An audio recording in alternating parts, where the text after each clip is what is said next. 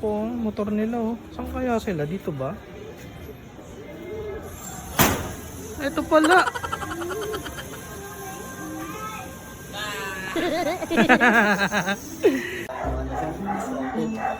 Pag nakasubscribe pa, May discount pa may discount tayo. pa kayo ng 2,000. Ay, 2,000. Kapag ang mukha nyo. 200 sir. Ibig sabihin, yung split type nyo, 800 lang. 100 na lang. Ano ba nag- Sa Facebook po. Oh. 29 29 pesos lang po. Per month. Every 3 months po kayo nagpapalinis. Garantisado, panalo to. Florano Aircon Maintenance Services. Florano Aircon Maintenance Services. Legit and trusted, servisyo'y kay Bilis. Garantisado, panalo to. Florano Aircon Maintenance Services.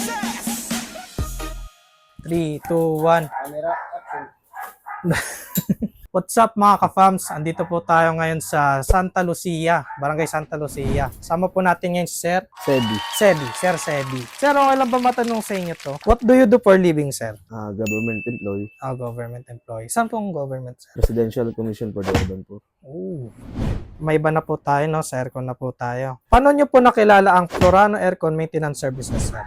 Doon lang sa Facebook, lumabas siya. Okay. Regular customer po ba namin kayo or first time? Regular na, since 2 years. Oh, 2 years na pala. Hmm. Next question po, no? How would you describe service ng mga tech natin? Maganda po ba performance? Lagi naman. Lagi. Kaya halos every 3 months ang aking palinis sa kanila okay. kasi advice din naman nila dahil araw-araw ko ginagamit. Oh, yan nga po. How would you describe Florano Aircon Maintenance Services in one word po? Magaling. Magaling. Siyempre, Magaling. Kasi halos sila naman nagre-recommend kung Oo. need ko ng pa-cleaning or pull down. Rate 1 to 10 po, sir. 10 po yung pinaka-highest. Siyempre 10. Yeah, 10. Let's go. Any tips po sa buhay o ano po masasabi nyo sa manonood po? Siyempre, Happy Chinese New Year. Happy Chinese New Year po. God bless sa lahat. Yun.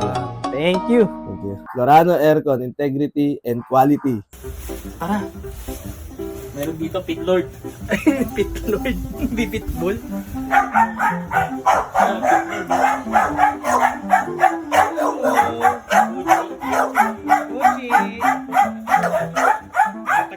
Ganda pa oh, 3 years na. Alagang Florano yan. Alagang Florano. Tingnan mo kung gano'n kakintap yan. Oh, tingnan mo sa likod. Yan, maingay yung aso. Masabi mo, Diego? Ayos. Basta alagang Florano, tingnan mo naman. Parang pwede pa ibenta natin. Makinis. Sariwa.